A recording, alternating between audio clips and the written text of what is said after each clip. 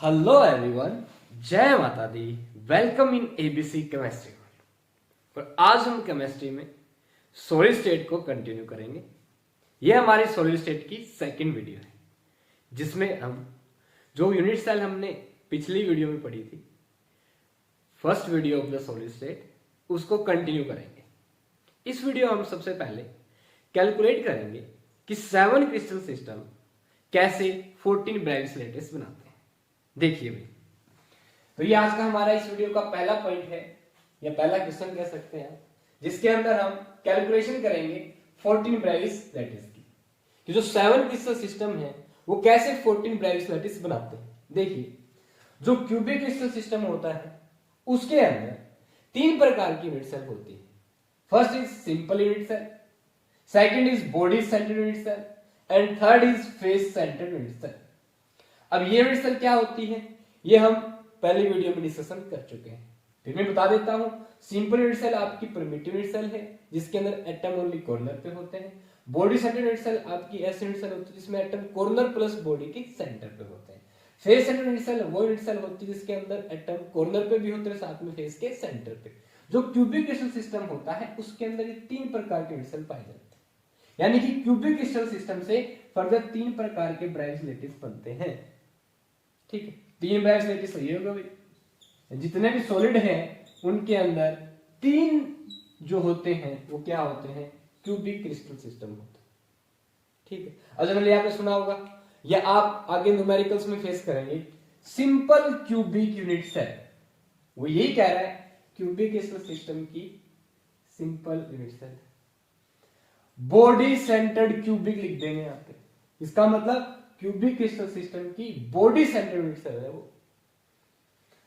Face centred unit cell, face centred cubic, वो understanding आपकी कि जो क्यूबिक क्रिस्टल सिस्टम की फेस सेंटर्ड यूनिट सेल है, मतलब इन unit cell according to position के हिसाब से ये यूनिट सेल है। ऑन द बेसिस पैरामीटर, इन तीनों यूनिट सेल्स के जो पैरामीटर है वो एक्सियल लेंथ ए बराबर बी बराबर सी है, alpha equal to beta is equal to gamma, वो भी 90 डिग्री के लिए। पैरामीटर्स की ये कंडीशन है इन तीनों के लिए। ठीक है, पोजीशन के हिसाब से पार्टिकल्स बॉडी सेंटर में बॉडी सेंटर पे, फेस सेंटर में फेस के सेंटर के हिसाब से होता है। क्लियर? देखिए नाउ सेकंड क्रिस्टल सिस्टम की बात करेंगे, दैट इज हम डील कर रहे हैं अभी ऑर्थोरोम्बिक। जो आपका ऑर्थोरोम्बिक क्रिस्टल सिस्टम है उसके अंदर भाई 4 प्रकार की यूनिट सेल होती है। पहली तो भी तीनों ये सिंपल यूनिट सेल, ऐसे यू से लिख रहा हूं सिंपल यूनिट सेल। सेकंड होती है आपकी body centred unit cell. Third is face centred unit cell. Fourth is end centred unit cell. ये ध्यान दीजिएगा, अभी नॉन प्रिमिटिव यूनिट सेल को हम सेंटर यूनिट सेल भी कहते हैं। ठीक है, क्यों? क्योंकि एटम अदर पोजीशंस पे सेंटर पे प्रेजेंट होता है, जनरली फेस के सेंटर पे, बॉडी के सेंटर पे, दो अपोजिट फेस के सेंटर पे, इसलिए इनको सेंटर यूनिट सेल भी कहते हैं, नॉन प्रिमिटिव यूनिट सेल को। ओके, हाँ भाई, जो ऑर्थोरोम्बिक क्रिस्टल सिस्टम होता है उसके अंदर 4 प्रकार की यूनिट सेल होती है, simple unit cell, body centred unit cell, face centred unit cell and centred unit cell. मतलब ये 4 प्रकार की यूनिट सेल पोजीशन के हिसाब से एटम्स कहां कहां है, और ऑर्थोरोम्बिक के पैरामीटर होंगे इन चारों में। मतलब A not equal to B not equal to C, सारे एंगल बराबर और एंगल्स 90 के बराबर होंगे। ठीक, ये बताता है आपका ऑर्थोरोम्बिक, और ये इसकी क्या है, 4 यूनिट सेल। मतलब 4 क्रिस्टल, एक ऑर्थोरोम्बिक क्रिस्टल सिस्टम से हमें 4 ब्राइट लैटिस मिलता है। ठीक है भाई, आगे देखिए third point, that is tetragonal crystal system. जो आपका टेट्रागोनल क्रिस्टल सिस्टम होता है उसके अंदर 2 प्रकार की यूनिट सेल होती है। First is simple unit cell, second is body centred unit cell, body centred unit cell. यही भी दोनों फर्स्ट और सेकंड होती है टेट्रागोनल क्रिस्टल सिस्टम में, ये 2 यूनिट सेल होंगे। Simple unit cell, body centred unit cell. ध्यान दीजिए, आपको सिंपल क्यूबिक यूनिट सेल नहीं बोलेंगे, ये क्या होगी, सिंपल टेट्रागोनल यूनिट सेल। ठीक है, इसे आप बॉडी सेंटर्ड क्यूबिक नहीं बोलेंगे, ये क्या है, body centred tetragonal unit cell. समझ में आ रहा है? तो जनरली जो आपके न्यूमेरिक क्रिस्टल मिलेंगे आपको, उनमें क्या मिलेगा, क्यूबिक क्रिस्टल सिस्टम मिलेगा, इनकी तीनों भुजाएं क्या होगी, इक्वल। बस यही समझाना है मुझे आपको मैं। ठीक है, देखिए भाई, आपका जो टेट्रागोनल क्रिस्टल सिस्टम है वो ब्राइस लेटिस में 2 का योगदान देता है। ठीक है, नेक्स्ट फोर्थ पे बात करेंगे भाई हम मोनोक्लिनिक क्रिस्टल सिस्टम की। जो मोनोक्लिनिक क्रिस्टल सिस्टम है उसके अंदर आपकी 2 प्रकार की यूनिट सेल होती है, simple unit cell, second is end centred unit cell. क्या होती है भाई, end centred unit cell. 2 Bravais lattice, again same कहानी, 2 Bravais lattice monoclinic crystal system से मिलती है। कितने हो गए, 7 11। ठीक है, कितने बच गए, 3 और तीनों बच गई जो भी है। 5वें पॉइंट में तीनों को लपेट देते हैं भाई, ट्राइगोनल या आप कह सकते हो रोम्बोहेड्रल।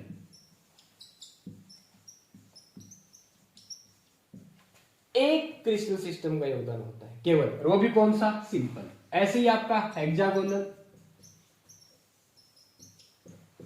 और ट्राइक्लिनिक, ये जो क्रिस्टल सिस्टम है ब्राइस लेटिस में केवल एक यूनिट सेल का योगदान करते हैं। मतलब एक ही आपकी रोम्बोहेड्रल है हमारे पास, एक ही हेक्सागोनल का टाइप है और एक ही ट्राइक्लिनिक का टाइप है। ठीक है, और वो भी तीनों क्या है भाई, सिंपल यूनिट सेल। ट्राइगोनल में भी सिंपल यूनिट सेल है, हेक्सागोनल में भी सिंपल यूनिट सेल है, और ट्राइक्लिनिक में भी क्या है, simple unit cell. 11 + 3 14, these are your 14 Bravais lattice जो हमने कैलकुलेट कर। सबसे ज्यादा ब्राइस लेटिस पाए जाते हैं ऑर्थोरोम्बिक क्रिस्टल सिस्टम में। ठीक है भाई, और ओवरऑल जितने भी सॉलिड हैं उनके अंदर 14 प्रकार की यूनिट सेल्स होती हैं, जिनसे आपके जितने भी सॉलिड आप देखते हो वो बने हुए होते हैं। ठीक है, 14 Bravais lattice from 7 crystal system. Crystal system के अंदर यूनिट सेल का टाइप, प्रिमिटिव या non primitive, this is the main basic concept. Okay, ये था भाई हमारा आज का फर्स्ट पॉइंट। आप इनको स्टडी कर सकते हैं आसानी से, आप अपनी कॉपी में उतारना चाहें तो कॉपी में उतार सकते हैं। भाई सबसे इंपॉर्टेंट है रिवीजन करना और इनकी अंडरस्टैंडिंग। ठीक है, ध्यान दीजिए, बॉडी सेंटर्ड यूनिट सेल 3 प्रकार के क्रिस्टल सिस्टम में होती है, क्यूबिक में, ऑर्थोरोम्बिक में और टेट्रागोनल। वहीं पे एंड सेंटर्ड यूनिट सेल आपकी मोनोक्लिनिक और ऑर्थोरोम्बिक में होती है। ये आपसे यहां से न्यूमेरिकल पूछ सकते हैं। फेस सेंटर्ड कितने में होती है, 2 में, एक तो क्यूबिक के अंदर और एक ऑर्थोरोम्बिक के अंदर। अगर हम 14 ब्राइस लेटिस से क्वेश्चन करेंगे तो आपसे यही क्वेश्चन पूछेंगे। ओके, उतार लीजिए।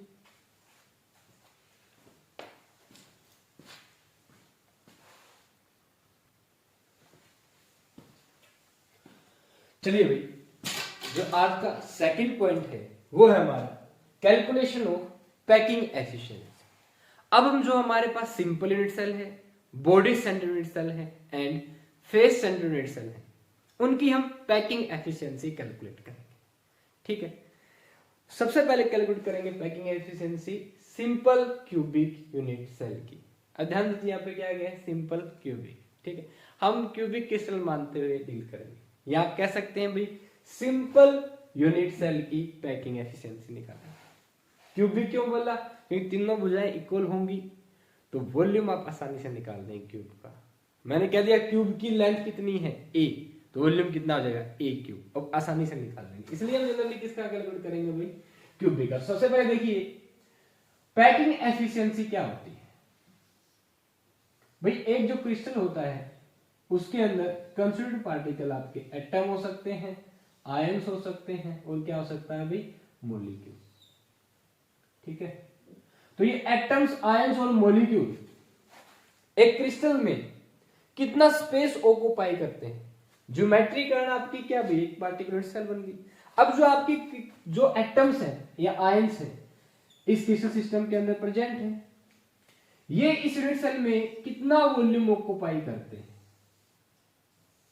इसी का रेशियो होता है आपकी पैकिंग एफिशिएंसी। ये हर एक कॉर्नर में मैंने एटम दिखा दी। देखिए पहले मैं आपको बताऊंगा सिंपल क्यूबिक यूनिट सेल कैसी होती है। देखिए वो यूनिट सेल जिसके अंदर एटम केवल कॉर्नर्स पे प्रेजेंट होते हैं, टिक टिक टिक टिक 8 कॉर्नर होते हैं, ये आपकी सिंपल क्यूबिक यूनिट सेल है। और ये इसकी है भाई एज लेंथ, जिसको हम ए मान के चलेंगे, कितना ए। ठीक है, अब इस यूनिट सेल में देख लीजिए कुछ जगह से आपको जो ओपन एम्प्टी स्पेस दिखाई दे रहा है, जिसे हम क्या कहते हैं वॉइड, दिख रहा होगा, इसके अंदर से भी देख सकते हो आप। ये देखिए आसानी से मार्क कर जा रहा है इसके अंदर, ये क्या है भाई एम्प्टी स्पेस। अब एक यूनिट सेल के अंदर ये जो एटम प्रेजेंट होते हैं कितना स्पेस ऑक्युपाई करते हैं, इसी को हम कहते हैं पैकिंग एफिशिएंसी। यानी कि आप कितना इफेक्टिवली पढ़ पाएंगे। ठीक है, जैसे आपने वीडियो देखी उसका कितना आपको याद रह पाता है, that is your capacity and IQ level कह सकते हो आप यहाँ पे। देखिए भाई जो आपकी सिंपल क्यूबिक यूनिट सेल होती है इसके अंदर सबसे पहले बात कर लेते हैं पहले पैकिंग एफिशिएंसी क्या होती है। It is defined as the ratio of volume occupied by the atoms ions और molecule constituting the unit cell to the volume of unit cell. यानी वॉल्यूम ऑफ, हम बात करें जो एटम और आयंस होते हैं भाई स्फेरिकल होते हैं। क्या होते हैं? स्फेरिकल। देख लीजिए आप क्या होते हैं? स्फेरिकल। तो इस एटम का जो वॉल्यूम होगा वो वॉल्यूम ऑफ एटम आयन यानी volume of sphere to the volume of unit cell, इसे ही कहते हैं भाई हम क्या? Packing efficiency. It is defined as the ratio of volume occupied by the sphere to the volume occupied by the unit cell. ठीक है, देखिए भाई अब सिंपल क्यूबिक यूनिट सेल में कितने स्फीयर होते हैं? कॉर्नर से कितना कंट्रीब्यूशन? एटम ओनली कॉर्नर पे होते हैं तो कितना कंट्रीब्यूशन मिलेगा टोटल? एक एटम से, अगर एक कॉर्नर पे एटम कितने कॉर्नर होते हैं? 8, एक से 1/8, टोटल कितने होते हैं? 8। तो एक कॉर्नर से कंट्रीब्यूशन 1/8 कितने एटम का मिलता है? 1 एटम का। तो आपका जो सिंपल क्यूबिक यूनिट सेल होती है उसमें क्या होता है? एक एटम। और अगर एटम स्फेरिकल है तो इसका वॉल्यूम कितना होगा बताइए? 4/3 पाई व्हाट इज रेडियस? हमने बोल दिया भाई जो ये आपका एटम है स्फेरिकल, इसकी रेडियस कितनी है? r। ये है यूनिट सेल की क्या भाई? एज लेंथ, जिसको हम क्या कहते हैं? ए क्या है? Edge length. Cubic crystal system में सारी एज लेंथ क्या हुई? Equal. Volume of sphere to the volume of unit cell क्या होगा? A cube. क्यूब का वॉल्यूम कितना होता है? A cube. सिंपल, डिवाइड करके। This is packing efficiency. अब खास बात है पैकिंग एफिशिएंसी निकालते समय हम क्या करते हैं? मल्टीप्लाई बाय 100, परसेंटेज में निकालते हैं पैकिंग। कर दीजिए क्या चाहिए हमें? ए का आर के साथ क्या रिलेशन है? देखिए भैया क्या होता है, बोला क्यूबिक क्रिस्टल सिस्टम में जो सिंपल सेल होती है उसके अंदर ये जो स्फीयर का एटम का जो सेंटर होता है वो दूसरे स्फीयर के सेंटर को टच करता है तो क्या बनता है? एज लेंथ बनती है। ठीक है, तो इसकी रेडियस कितनी है अभी? आर, और इसकी रेडियस भी कितनी है? आर। एक्चुअल में ये सारे जो एटम प्रेजेंट है सिंपल सेल के अंदर, ये सारे एक दूसरे को क्या करते हैं भाई? टच करते हैं। क्या करते हैं? एक दूसरे को टच, ऐसे। ठीक है, कंप्लीट टच करते हैं एटम। तो ये रेडियस कितनी होगी? आर, और ये कितनी हो जाएगी? दोनों क्या होंगी? आर और आर। तो आपकी जो एज लेंथ है वो किसकी इक्वल हो जाएगी? ए। यानी ए किसकी इक्वल हो जाएगा? 2r की। रख दीजिए, दैट इज आंसर। लिख दीजिए यहाँ पे वैल्यू a क्यूब 2r रखेंगे, a क्यूब की जगह कितना हो जाएगा? 2r का क्यूब। 2r क्यूब को ओपन कर लीजिए, 4/3 pi r cube that is equal to 8r cube into में 100%। नाउ r से r कैंसिल, r क्यूब से r क्यूब कैंसिल, 4 2 8 कितना आ गया भाई? π/6 इनटू में 100%। This is packing efficiency of simple cubic crystal। निकाल लीजिए, जैसे आप 6 से भाग करेंगे पाई कितना आ जाएगा? पाई कितना? 3.8 डिवाइड करेंगे कितना आ गया? 0.524 इनटू में क्या? 100%। मल्टीप्लाई करेंगे 100 से कितना हो जाएगा 52.4%। This is packing efficiency of simple cubic unit cell. Cubic ये है, सिंपल क्यूबिक यूनिट सेल, तीनों बुझाएं क्या है भाई इक्वल। ऐसे निकालेंगे simple.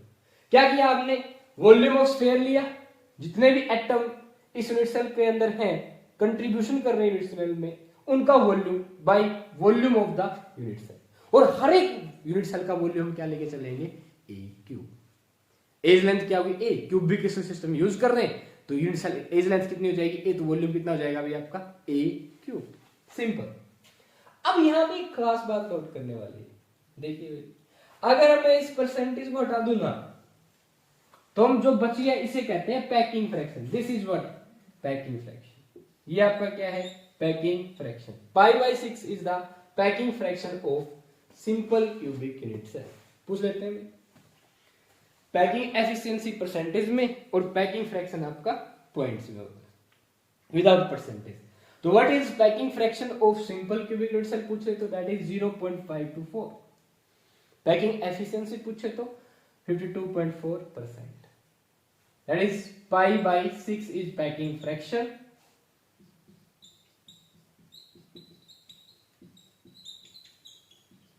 and 52.4% is packing efficiency of simple cubic unit cell। ये था, कोई डाउट हो तो पूछ लीजिएगा। स्क्रीनशॉट ले सकते हैं आप। इसके बाद नेक्स्ट हम कैलकुलेट करेंगे packing efficiency of body centre unit cell. लेकिन उससे पहले अगर आप फेस सेंटर यूनिट सेल की कैलकुलेट कर लेंगे ना तो काफी आसान हो जाएगा आपके लिए बॉडी सेंटर यूनिट सेल को समझना। तो सेकंड पॉइंट पे हम पढ़ेंगे packing efficiency of face centred cubic. और पैकिंग एफिशिएंसी की बजाय हम पहले पढ़ेंगे भाई पैकिंग फ्रैक्शन, फिर 100% से मल्टीप्लाई कर देंगे तो क्या हो जाएगी आपकी पैकिंग एफिशिएंसी। तो पैकिंग फ्रैक्शन निकालेंगे हम पहले फेस सेंटर्ड क्यूबिक का। अब हम पैकिंग फ्रैक्शन निकालेंगे भी पहले किसका फेस सेंटर्ड क्यूबिक का। ठीक है, फेस सेंटर्ड क्यूबिक क्या होता है जिसके अंदर एटम कॉर्नर प्लस कहां प्रेजेंट होते हैं फेस के सेंटर पे। तो हम इसकी एफिशिएंसी निकालने के लिए पता क्या करेंगे, पहले जो आपका फेस सेंटर्ड है उसको एक फेस को हम पहले ड्रॉ कर लेंगे, कॉर्नर प्लस फेस सेंटर, केवल एक फेस को लेके चलेंगे, उसी से सारी बातें कैलकुलेट करेंगे। देखिए मैंने क्या किया, यहां पे 4 एटम बढ़ा दिए इस फेस के, दिख रहा है ये फेस। ठीक है, जो आपकी इस फेस की जो एज लेंथ है वो मैंने ले ली ए। ठीक है, ओके, ये आपका स्फीयर जिसकी रेडियस कितनी मान ली हुई आर। अब सबसे पहले ये बताइए फेस सेंटर सेल में कितने एटम होते हैं कुल, कहां प्रेजेंट होते हैं, कॉर्नर से एक का, फेस के सेंटर से 6 फेस होते हैं, कितना जाए 3, तो कितने एटम होते हैं भाई फेस सेंटर क्यूबिक में 4 एटम होते हैं। ठीक, हमें पता है पैकिंग फ्रैक्शन क्या होता है, ratio of volume occupied by sphere यानी कि atom to the volume of unit cell. Edge length अगर ए मानेंगे बताइए यूनिट सेल का वॉल्यूम कितना हो जाएगा ए क्यूब। एक स्फीयर का वॉल्यूम कितना 4/3 पाई आर क्यूब। तो बताइए पैकिंग फ्रैक्शन क्या आएगा, पैकिंग फ्रैक्शन देखिए अंडरस्टैंडिंग के बाद सीधा सा भी रेशियो रखना है आपको। वॉल्यूम 4 इंटू में एक का, एक स्फीयर का volume 4/3 pi R cube, by में volume of unit cell A cube. अब इन यूनिट सेल्स के अंदर पैकिंग फ्रैक्शन निकालने के लिए हमें केवल ए और आर के बीच का रिलेशन चाहिए। फेस सेंटर्ड क्यूबिक में कैसे आएगा ये देखिए, हमें पता है एक फेस के अंदर 4 कॉर्नर पे एटम प्रेजेंट है और फेस के सेंटर पे एटम। ठीक है, हर एक एटम की जो रेडियस है यहाँ पे आर, देख लीजिए भाई ये भी आर, इसकी देखिए यहां तक ये भी क्या होगी आर, और ये भी कितनी हो जाएगी आर। अगर ये मैं कह दूं एज लेंथ कितनी है ए, तो ये एज लेंथ भी कितनी हो जाएगी ए। ये क्या हो जाएगा इस फेस का फेस डायगोनल।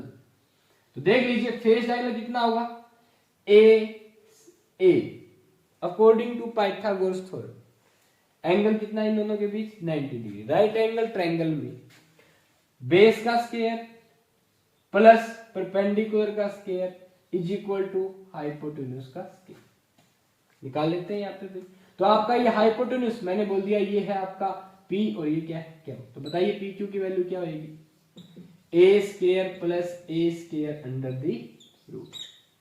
यही होता है हाइपोटेन्यूज का स्केयर, स्केयर जाके इस तरफ स्केयर रूट हो गया। कितना आ गया भाई 2a square under the root. कितना हो गया रूट 2a। स्केयर रूट से स्केयर रूट कैंसिल, रूट 2 का 2 के ऊपर अंडर दी रूट। तो जो आपका रूट 2a क्या आ जाएगा face diagonal of this unit cell. Now ये जो आपका रूट 2a है वो कितने आर के बराबर देख लीजिए, 1 आर 2 आर 3 आर और 4 आर।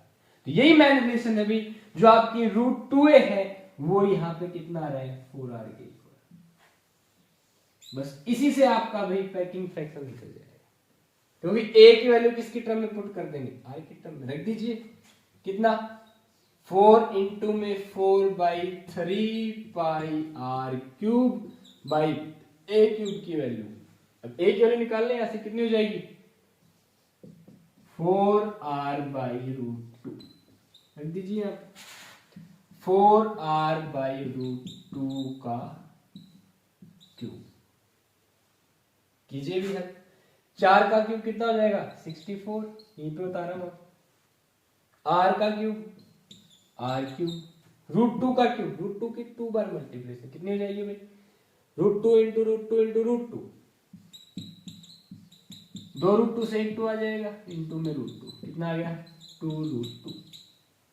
तो क्या मैं इसकी जगह लिख दूं, लिख दिया मैंने, आ रहा समझ, देख लीजिए भाई 4 चौके 16 चौके 64, 2 दूनी 4, यहां से क्या है answer pi 3,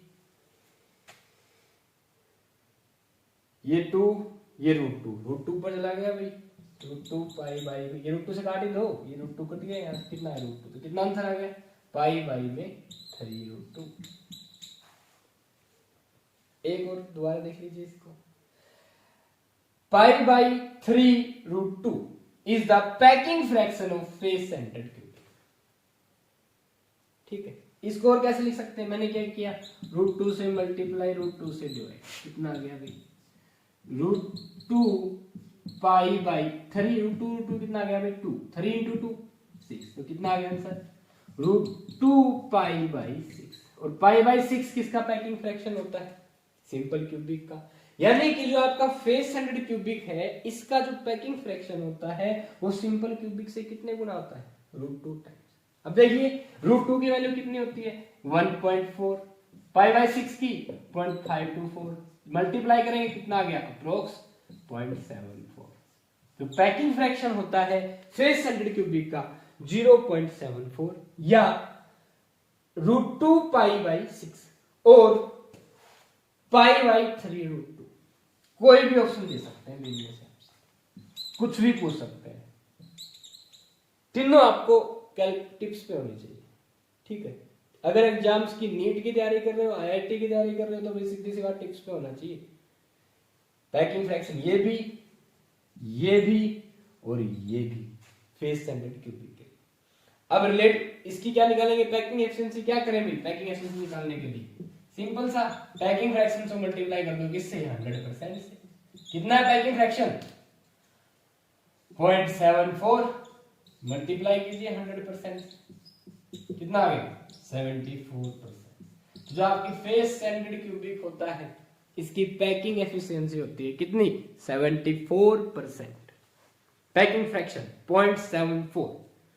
in terms of direct pi की टर्म में देखें तो पाई बाई 3 रूट 2 और pi by 6 into root 2। Simple cubic से कंपेयर करेंगे तो कितना होगा भाई root 2 times of simple cubic unit cell के पैकिंग फ्रैक्शन जितना। यानी पैकिंग एफिशिएंसी की बात करें तो packing efficiency of face centred cubic is equal to कितनी होती है भाई root 2 times of packing efficiency of simple cubic unit cell. तो ये था भाई calculation of packing efficiency of face centred cubic. ऐसे भी हम तीसरे पॉइंट पे निकालेंगे पैकिंग फ्रैक्शन पहले बॉडी सेंटर्ड क्यूबिक का। अंडरस्टैंड करने वाली बात यही है कि ए और आर के बीच रिलेशन क्या है, जो आपके स्फेयर के वॉल्यूम को यूनिट सेल के वॉल्यूम से रिलेट कर देगा। आर से आर कैंसल, आपका पैकिंग फ्रैक्शन आ जाएगा। ठीक है, तो आपको इन तीनों यूनिट सेल्स में पैकिंग फ्रैक्शन निकालने के लिए क्या करना पड़ा, volume of sphere by volume of unit cell.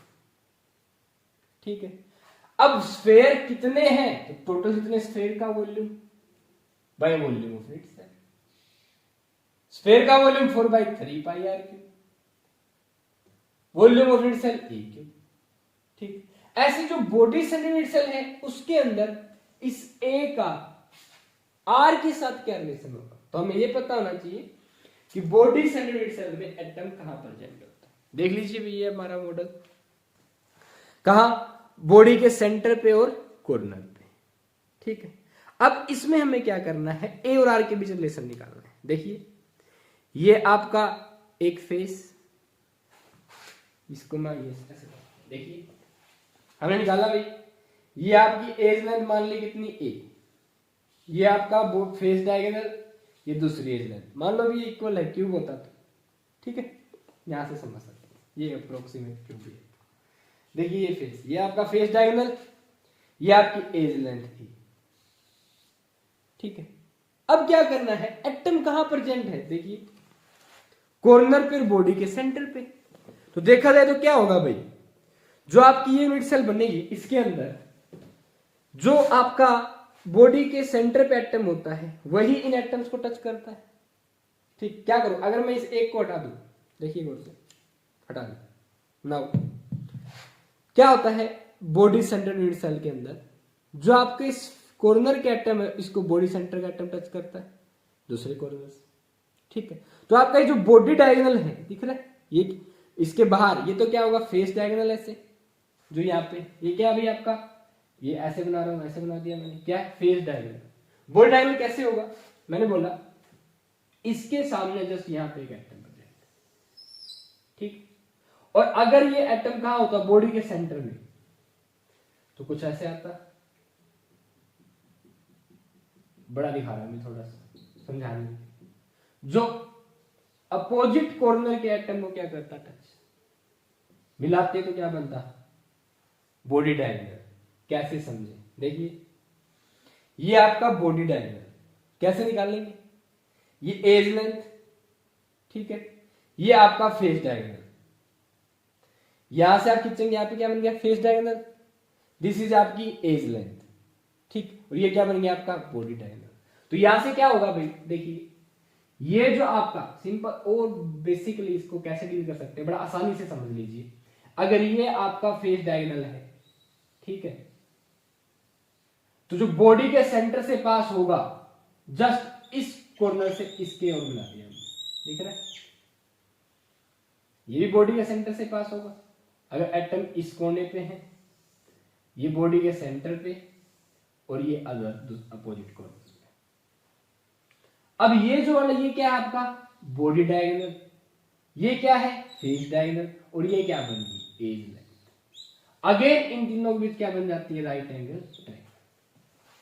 ठीक है, फेस डायगोनल और बेस के बीच, इसको बेस मान लेते हैं, इसको परपेंडिकुलर, ये क्या हो जाएगा, हाइपोटेन्यूज। ठीक है, जस्ट एक मियर अंडरस्टैंडिंग है कि जो आपका अब की और बॉडी डायगोनल, सबसे पहले आप बॉडी डायगोनल निकाल लीजिए।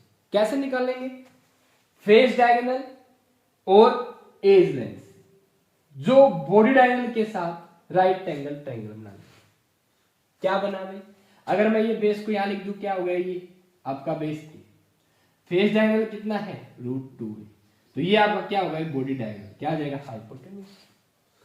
a का स्क्वायर प्लस √2a का स्क्वायर, 2a का स्क्वायर, ये कितना आ जाएगा आपका, √3। निकाल लीजिएगा अभी, पाइथागोरस सब लगा दीजिए, कुछ नहीं करना, इसकी जगह 2a का स्क्वायर लिख दूं, √2a का स्क्वायर, देखिए √2a का स्क्वायर कितना हो जाएगा, 2a square, a square plus 2a square कितना हो जाएगा यहाँ पे, 3a स्क्वायर, ये कितना आ जाएगा, √3a, और √3a अगेन किसके बराबर देख लीजिए आप, ये आपका क्या है, बॉडी डायगोनल। ओके,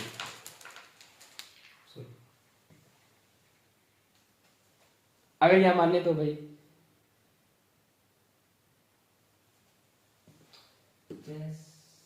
चलिए भाई ऐसे समझ लीजिए। तो जो आपका बॉडी डायगोनल है वो किसके बराबर है?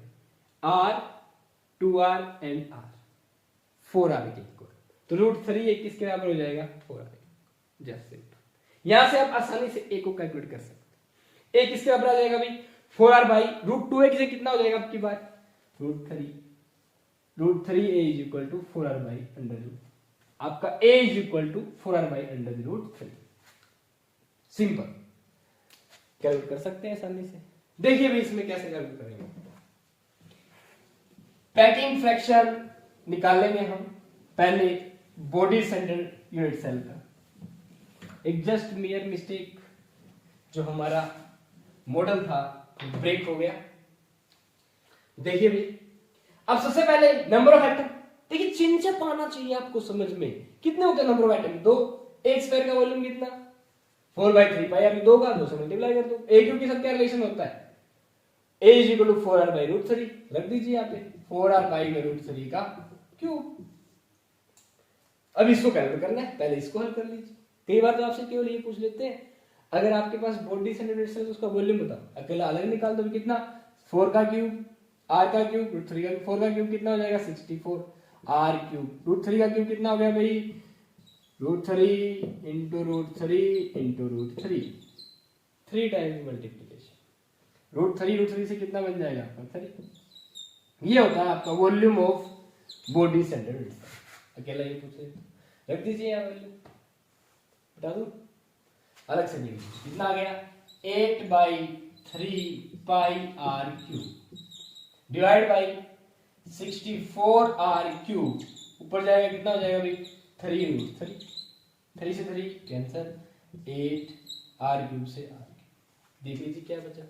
√3 पाई नीचे क्या, तो क्या आ गया आपका packing fraction? √3 pi by 8। That is approximate equal to 0.68. That is the packing fraction of body centered itself.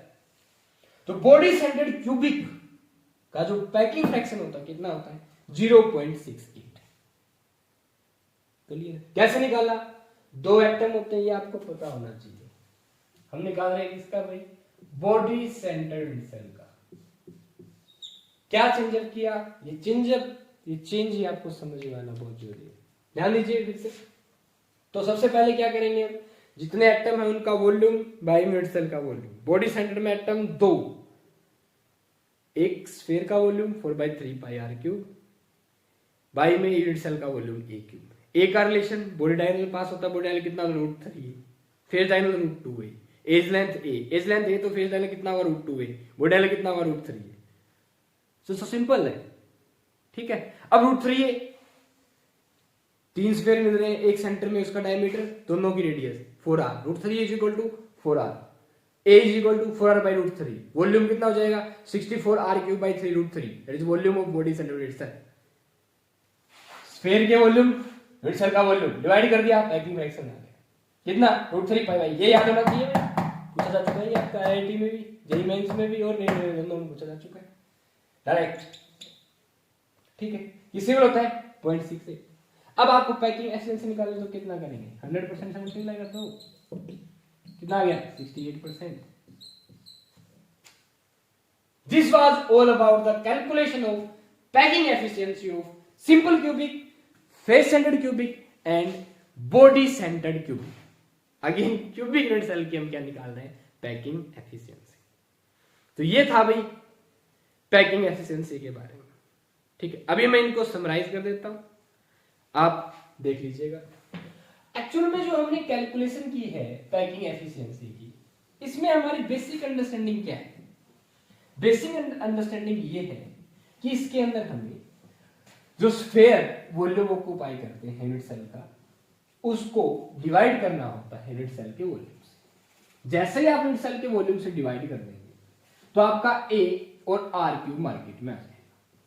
ए और आर क्यूब मार्केट में आया तो अब आप इन दोनों को कट कैंसिल करने के लिए आपको इन दोनों में रिलेशन चाहिए।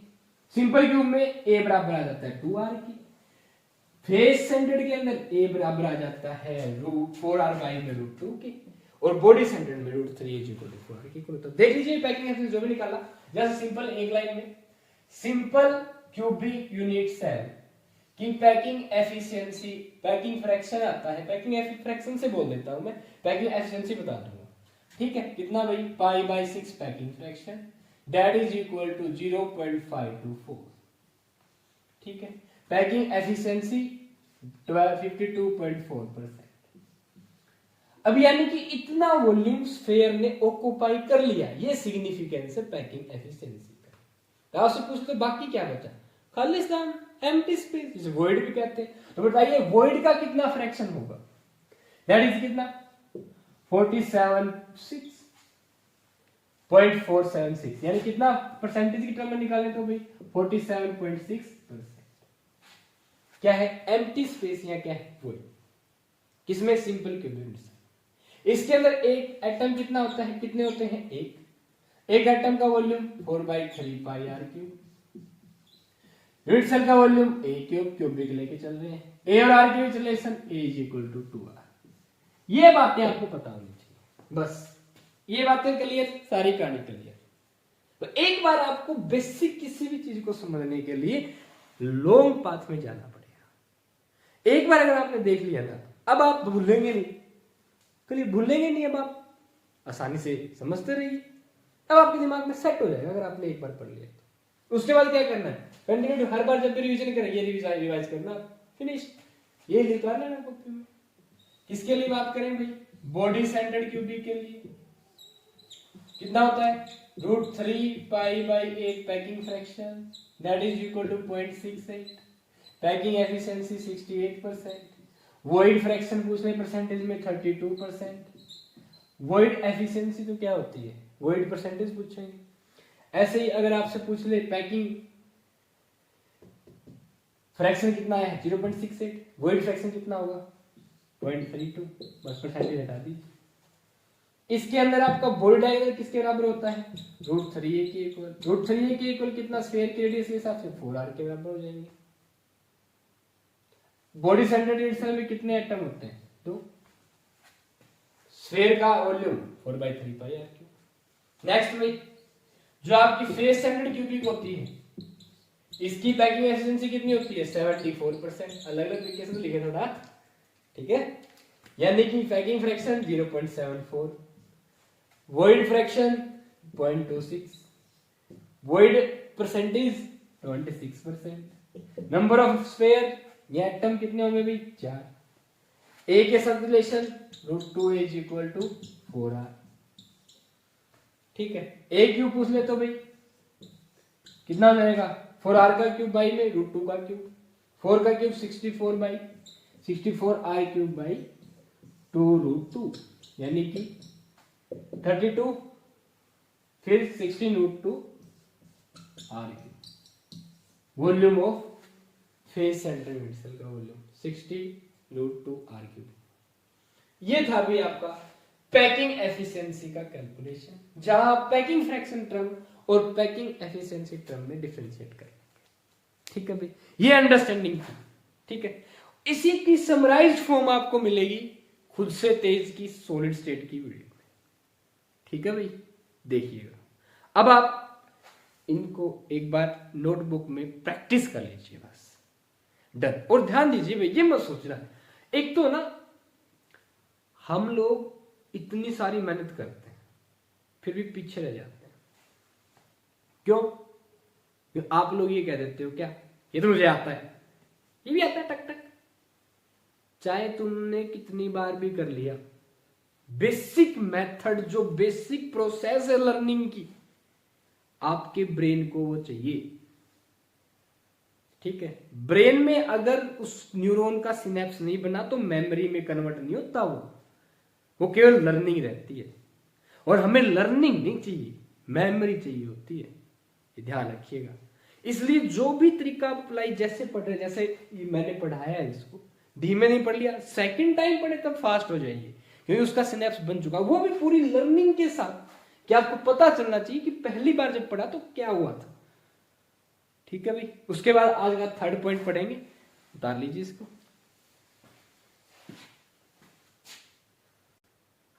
और आज का हमारा इस वीडियो का भाई थर्ड पॉइंट है calculation of formula of unit cell. इसके अंदर क्या होगा, आपको न्यूमेरिकल्स मिलेंगे। आपको क्या बोलेंगे न्यूमेरिकल में कि यूनिट सेल के अंदर एटम, मान लो मैं कह दूं ए एटम प्रेजेंट है कॉर्नर पे, देख लीजिए न्यूमेरिकल कैसे पूछेंगे। और भाई मैं ऐसा न्यूमेरिकल ले रहा हूं जो प्रैक्टिकली तो नहीं है पर थ्योरेटिकली हम निकाल सकते हैं, ठीक है। एक ही न्यूमेरिकल में calculation of formula unit cell हम क्लियर करते हैं। देखिए कैसे, मैंने आपको बोला ए एटम प्रेजेंट है कॉर्नर पे, हर कॉर्नर पे प्रेजेंट है A atom. B atom present है फेस सेंटर पे, कहां भाई, फेस सेंटर, इसका मतलब है हर फेस के सेंटर पे। जो आपका सी एटम है ये प्रेजेंट है बॉडी के सेंटर पे। जो आपका डी एटम है ये प्रेजेंट है एज सेंटर पे, कहां भाई, एज के सेंटर पे, ठीक है। जो आपका ई एटम है ये प्रेजेंट है फेस डायगोनल, कहां भाई, face diagonal, only one face diagonal, एक फेस डायगोनल। जो आपका एफ एटम है ये प्रेजेंट है two on each body diagonal. अब आपको क्या करना है भाई, ये बताना है यूनिट सेल का फॉर्मूला क्या होगा, ठीक है, बता सकते हैं। On the basis of direct contribution formula done है। करना क्या है, ए एटम का है कॉर्नर पे का कंट्रीब्यूशन कितना, 1, फॉर्मूला ए से 1 बन गया। बी का है फेस सेंटर, फेस कितने होते हैं 6, कंट्रीब्यूट एक एटम प्रेजेंट हो 1/2 कंट्रीब्यूशन, कितने एटम बनते हैं फेस के सेंटर से 3, बी का फॉर्मूला B3। सी का है बॉडी सेंटर पे एक ही होता है बॉडी सेंटर। डी का एज सेंटर से कितना कंट्रीब्यूशन मिलता है 3 का, डी कितना हो गया 3। फिनिश 12 एज होते हैं, एक का कंट्रीब्यूशन 1/4 होता है। ई का ओनली एक फेस डायगोनल, फेस डायगोनल कितने में, अगेन फेस के ऊपर कोई भी चीज 1/2 में एक ही फेस का हाफ, तो कितना हो गया ई कितना हो गया भाई हाफ। इस कहानी को करने के लिए मैंने बोला केवल 2 फेस के डायगोनल पे, मैं ये कहते तो ओनली 2 फेस डायगोनल पे, क्लियर है। तो एक फेस के डायगोनल से आधा, दूसरे से कितना आधा, कितना हो गया 1, ई का कितना आ गया 1। अदरवाइज सबको 2 से मल्टीप्लाई करनी पड़ती है आपको। एफ का है 2 on each body diagonal, body diagonal कितने होते हैं 4, एक पे कितने 2, एफ कितने हो गए 1, ये फॉर्मूला बन गया। मान लो केवल एक फेस पे प्रेजेंट होता है भाई, तो क्या बनता है यहाँ पे 1/2 आता है। और आपको जो फॉर्मूला बनता है उसमें सिंपल रेशियो बताना होता है, तो आप क्या करेंगे, सभी को 2 से मल्टीप्लाई कर दीजिए, कैंसिल हो जाए कीजिए। ए का कितना हो जाएगा 2, बी का 6, सी का 2, डी का 3, ई का 1, एफ का। This will be the formula of the crystal system. देखिए प्रैक्टिकली ऐसे नहीं होती, प्रैक्टिकली कोई भी आपसे 1 2 3 कोई भी ये दोनों पूछ ले, ये दोनों पूछ ले, ये दोनों पूछ ले, ठीक है, जस्ट एक अंडरस्टैंडिंग के लिए हमने एक ही फॉर्मूले में निकाल दिया। ऐसे नंबर की पूछेंगे भी आपसे फॉर्मूला निकालने के लिए यूनिट सेल का on the basis of position of atoms, कि ए एटम कॉर्नर पे है तो क्या फॉर्मूला बनाएगा, बी एटम आपके फेस सेंटर पे है, डी एटम में बोल दूं आपके एज सेंटर पे, कहीं भी लोकेशन बोल दे, अगर आपको पता है कंट्रीब्यूशन कितना होगा तो आसानी से नंबर ऑफ एटम निकाल सकते हैं। ये हमने पहली वीडियो में हमारी सॉलिड स्टेट की आसानी से क्या भाई इजीली अटेम्प्ट कर लिया था, निकाल के देखा था और प्रैक्टिकली समझा भी था हमने कि कितना कंट्रीब्यूशन होता है, कितने एटम होते हैं फेस सेंटर में, बॉडी सेंटर में और आपके यूनिट सेल में, या किसी भी पोजीशन पे एटम प्रेजेंट होता है तो कितना कंट्रीब्यूशन करेगा। ठीक है भाई, एक और नॉलेज की बात देख लीजिए भाई, अगर आपको एबीसी केमिस्ट्री में एबीसी वालों की तरफ से अगर आपको वीडियो पता करना है तो सिंपल तरीका है, ध्यान रखिए, ABC chemistry world solid state 0001 पहली वीडियो आ जाएगी, ABC chemistry world solid state 0002 second video आ जाएगी, ऐसे ही ABC chemistry world 0003 third video आ जाएगी। तो ABC chemistry world solid state 0003 जो भरेंगे भाई उसी का, ऐसे ही हम बनाएंगे सॉल्यूशन के लिए, ऐसे ही इलेक्ट्रोकेमिस्ट्री के लिए। ठीक है, तो ये हमारी वीडियो का पैटर्न रहेगा। और आज हमने अब तक भाई सॉलिड स्टेट में 2 वीडियोस में क्या क्या पढ़ लिया, ये हमारा जस्ट मेरे फॉर्मूला था, एक न्यूमेरिकल समझ लीजिए आप, आपकी बेसिक अंडरस्टैंडिंग को बताने के, कि आप समझ सकें कि हम कैसे कैलकुलेट कर सकते हैं फॉर्मूला। ठीक है भाई, हम स्पेशली एक वीडियो आपके न्यूमेरिकल्स पे डील करेंगे। ठीक है, अब मान लो इसी में मुझे मॉडिफिकेशन करना, तो क्या करें, मैं कह दूं मैंने 4 कॉर्नर से एटम हटा दिए, एक कॉर्नर से एक ही एटम हटा दिया, 7 कॉर्नर पे एटम प्रेजेंट है, तो फॉर्मूला कैलकुलेट करते समय आपको क्या होगा, ज्यादा मैथमेटिकल कैलकुलेशन करनी पड़ेगी। फॉर एग्जाम्पल मान लो मैंने यही दे दिया, ठीक है, देखिए न्यूमेरिकल्स बनाना कैसे टीचर, कैसे, जस्ट अगर आप, इसीलिए कहते हैं पहले बेसिक अंडरस्टैंडिंग, बेसिक समझिए, इसीलिए मकान की नींव भरते हैं पहले। अगर बेस स्ट्रॉन्ग होगा तो कितनी बड़ी बिल्डिंग खड़ी कर लीजिए, चाहे बुर्ज खलीफा बना लो। देखो भाई, अब एक कॉर्नर पे बी का है, फिर सेंटर पे, इसी न्यूमेरिकल को घुमाना कैसे करें, मैंने क्या किया, एक कॉर्नर से ए को हटा दिया, एक कॉर्नर से ए को हटा दिया, रिमूव कर दिया हमने एक कॉर्नर से। अब बताइए फॉर्मूला क्या होगा, और बी का है फिर सेंटर में, तो क्या करें, ए कितने रह गए आपके पास, 7, कंट्रीब्यूशन है इसका, कंट्रीब्यूशन कॉर्नर से कितना आता है 1/8, तो सातवां कंट्रीब्यूशन कितना आ गया भाई 7/8। बी का है फेस के सेंटर पे, कितना हो जाएगा P3, निकालो फॉर्मूला, सिंपल रेशियो निकालते हैं, 8 3 24 सिंपल, ए कितना हो गया 7, बी कितना हो गया 24। इसमें मैं फर्दर आपको कह दूं, मैंने एक फेस से हटा दिया और एक atom, only one face, only from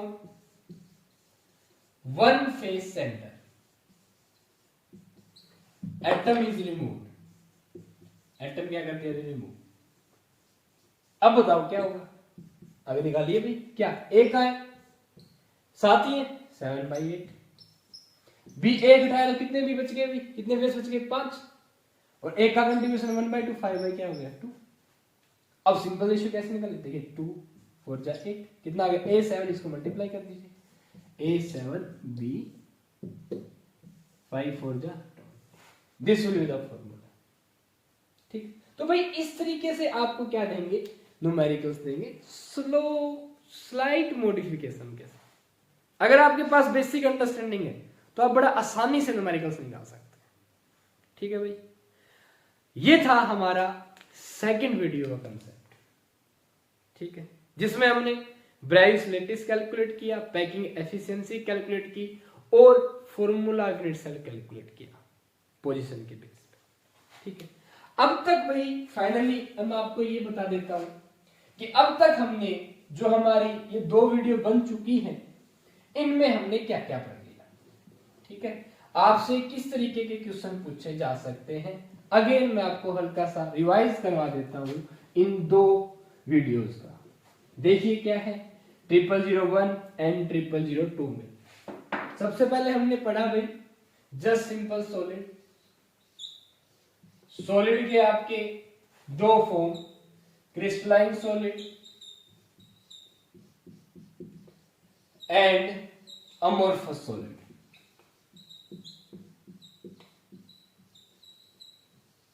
ठीक है, फिर हमने पढ़ा 7 crystal system on the basis of parameter, unit cell की डेफिनेशन बताई, यूनिट सेल। फिर हमने पढ़ा प्रिमिटिव यूनिट सेल क्या होती है, नॉन प्रिमिटिव यूनिट सेल, जिसे हम सेंटर यूनिट सेल भी कह सकते हैं, जो आपकी कौन कौन सी थी, body centre unit cell, face centre unit cell. ठीक है, जिसको हमने प्रैक्टिकली भी फिर देखा, यूनिट सेल के पैरामीटर के बेस पे हमने पोजीशन के बेस पे जो एटम प्रेजेंट होते हैं यूनिट सेल के अंदर, यूनिट सेल में पोजीशंस यानी लोकेशन के बेस पे एटम्स का कंट्रीब्यूशन, क्या पड़ा एटम्स का कंट्रीब्यूशन। ये हमारी पहली वीडियो का था कंसेप्ट। ठीक है, सेकंड वीडियो में हमने क्या किया है भाई, कैलकुलेशन की है किसकी, 14 ब्रेविस के लैटिस की। उसके बाद हमने कैलकुलेशन किया है पैकिंग एफिशिएंसी का, सिंपल क्यूबिक का, फेस सेंटर्ड क्यूबिक का, बॉडी सेंटर्ड क्यूबिक का।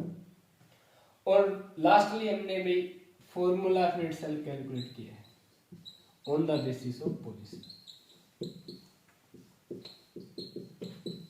अब मैं आपको बस लास्ट में एक पॉइंट बताना चाहूंगा, दैट इज, वो पॉइंट ही क्या है, lattice point. What is lattice point और सिग्निफिकेंस ऑफ लैटिस पॉइंट, क्या होता है लैटिस पॉइंट? एक्चुअली में लैटिस पॉइंट वो लोकेशन होती है जहां पे क्रिस्टल के अंदर एटम, आयन और मॉलिक्यूल प्रेजेंट होता है। मैं कह दूं एक क्रिस्टल सिस्टम में आपसे पूछ ले, बताइए कितने लैटिस पॉइंट होंगे, मतलब कितनी जगह एटम, आयन या मॉलिक्यूल प्रेजेंट होगा। ये क्या है भाई, लैटिस पॉइंट। ये बताता है किसके बारे में, अगर मैं कह दूं एक लैटिस पॉइंट है तो एक एटम प्रेजेंट है, एक जगह लोकेशन पे एटम प्रेजेंट है, यानी कंप्लीट एक एटम प्रेजेंट है।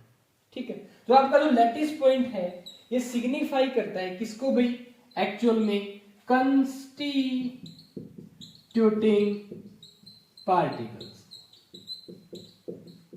ये नंबर ऑफ कंस्टिट्यूटिंग पार्टिकल्स बताता है कि कितने पार्टिकल्स उसको बना रहे हैं, not exact contribution, only just constituting particles. Contribution के बेस पे नहीं, कितने पार्टिकल्स को कंट्रीब्यूट कर रहे हैं। फॉर एग्जांपल मैं कहता हूं, बताइए सिंपल क्यूबिक में, सिंपल क्यूबिक यूनिट सेल में कितने लैटिस पॉइंट होंगे? Answer is 8। क्यों भाई, सिंपल क्यूबिक यूनिट सेल में 8 पोजीशंस पे क्या एटम प्रेजेंट होता है, तो ये 8 पोजीशन ही क्या आपकी लैटिस पॉइंट। एक कॉर्नर एक लैटिस पॉइंट, सेकंड कॉर्नर दूसरा लैटिस पॉइंट, तीसरा, चौथा, पांचवा, छठा, सातवां, तो कितने लैटिस पॉइंट होंगे? 8। एंड लैटिस पॉइंट क्या सिग्निफाई करता है, पोजीशन या लोकेशन ऑफ एटम, आयन, अगर मॉलिक्यूल एटम और आयन की पोजीशन को बताता है कौन, लैटिस पॉइंट। ये इसका सिग्निफिकेंस है। अब जितने लैटिस पॉइंट होंगे वहां पर क्या एटम, आयंस प्रेजेंट होंगे, यानी कंस्टिट्यूटिंग पार्टिकल्स कितने प्रेजेंट है, ये बताता है क्या भाई, लैटिस पॉइंट। अब मैं आपसे बोल दूं, बताइए बॉडी सेंटर सेल में कितने लैटिस पॉइंट होंगे? कॉर्नर 8, बॉडी का सेंटर नो 9। फेस सेंटर में कितने लैटिस पॉइंट होंगे? Corner plus face centre, corner 8, face centre 6, 14। That is significance of lattice point. पूछ लेते हैं आपसे, ठीक है। ये था भाई all about our second video.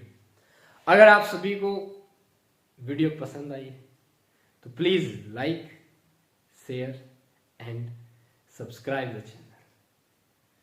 Comment भी कीजिए, कोई डाउट हो तो पूछिए, ठीक है भाई। थर्ड वीडियो में हम क्या करेंगे, सॉलिड, क्यों सॉलिड आया धरती पे, मतलब क्यों नहीं, कैसे, ठीक है, कैसे, वो क्या कारण है कि कुछ सब्सटेंस सॉलिड की फॉर्म में एग्जिस्ट करते हैं। ठीक है, ये जो मैटर होता है इसकी कितनी स्टेट है? 5, solid, liquid, gas, BEC and plasma, Bose Einstein condensate, से सुपर कोल्ड लिक्विड भी कह देते हैं। इन पांचों फॉर्म्स के बारे में बताऊंगा। देन सॉलिड के अंदर हम क्रिस्टलाइन सॉलिड के जो टाइप्स होते हैं वो पढ़ेंगे। उसके बाद tetrahedral void and octahedral void क्या होते हैं, उनके बीच डिफरेंस।